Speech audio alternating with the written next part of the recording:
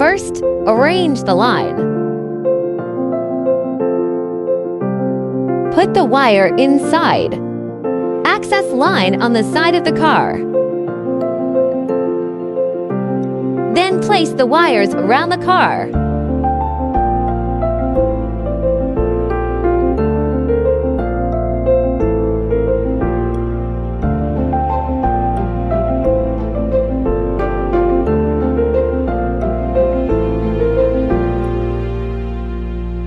Laying the line along the edge of the car.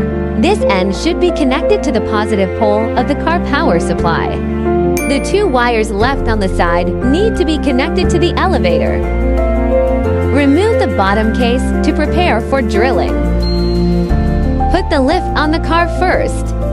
Determine the installation position after measurement.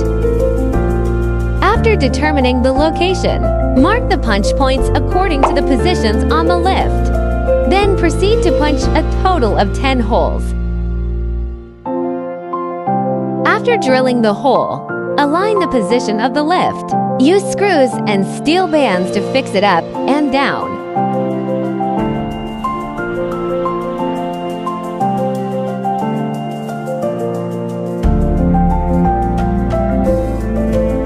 Fix it on the bottom of the car with a square plate.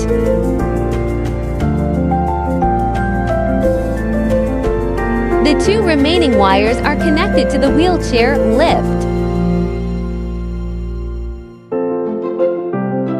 Connect the wiring harness to the positive power supply at the front of the vehicle.